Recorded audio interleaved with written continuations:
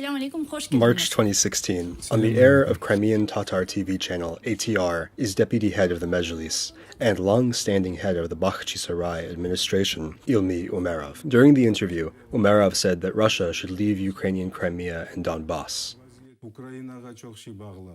The ATR broadcast attracted the attention of the FSB, Russia's security service. 2 months later, Russian security forces searched Ilmi Umerov's house and initiated a criminal case against him on charges of separatism.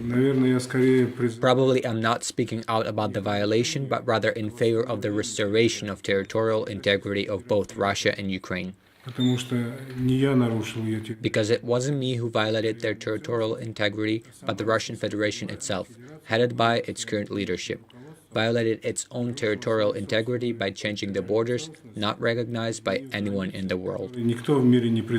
On July 20th, Umerov tried to appeal in court the decision to initiate a criminal case against him, unsuccessfully. By the FSB's demand, the Kyiv District Court of Simferopol, which is under Russian control, ruled to let Ilmi Umerov for a mandatory psychological inspection. We started to be active. We started to dispute some decisions or mistakes in the investigation despite the court not supporting us, and even though it is politically motivated. I supported the prosecution and the interrogator the whole time. However, we filed a complaint due to the initiation of the criminal case and refused to undergo this forensic psychiatric examination. We suggested that a medical psychiatric examination be conducted because I do have a disease, according to which I'm considered disabled.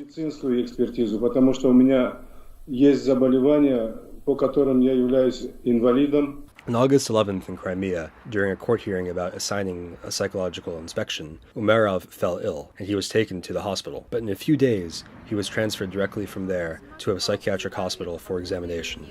De jure, he's in the hospital absolutely unlawfully. The appeal review was still not appointed. Moreover, the defense appealed about the illegal actions of the interrogator, in particular his abuse of authority.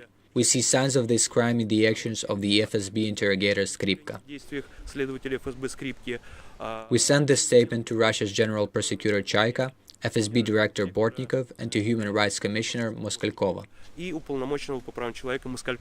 a few days, his relatives stated that Umerov's health has rapidly deteriorated, as the deputy head of the Mejlis for a long time has suffered from diabetes, Parkinson's disease, hypertension, and, a few years ago, underwent heart surgery. When I visited him in the morning, the level of sugar in his blood had risen.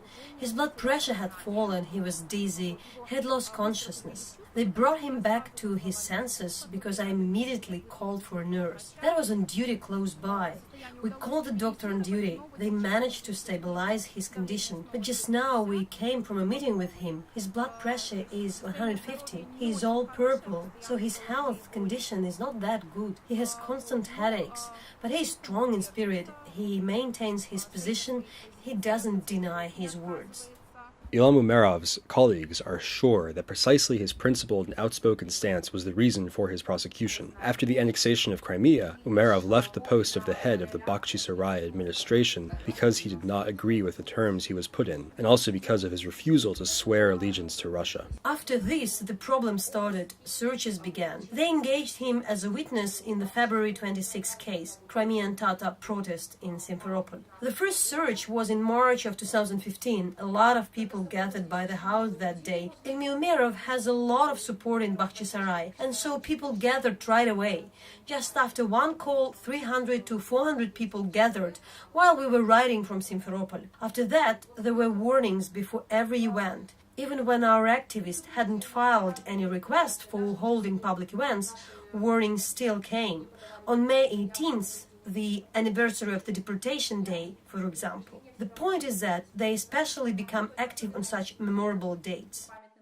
The Russian Human Rights Movement Memorial already stood up for Umerov and recognized the prosecution of ex-deputy head of the Mejlis to be politically motivated and unlawful. The Ukrainian Foreign Ministry also reacted after the deterioration of his health. The daughter of Ilmi Umerov says that presently, publicity is the only way to help her father. Publicity is a protection of sort, because if everything is going to proceed on the down low like that, and there won't be any information, it can become much worse. And now our lawyers also maintain this position.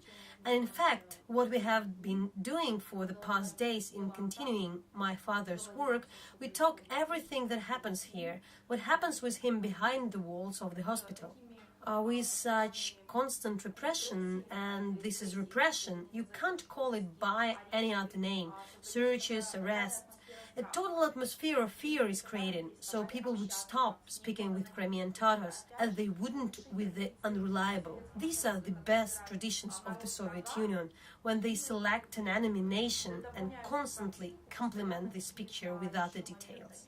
On August 22nd, in the yard of Umerov's house in Bakhchisarai, more than 500 people gathered for Dua, a collective Muslim prayer for health and liberation. It has become a tradition that the Russian security services were monitoring the prayer service.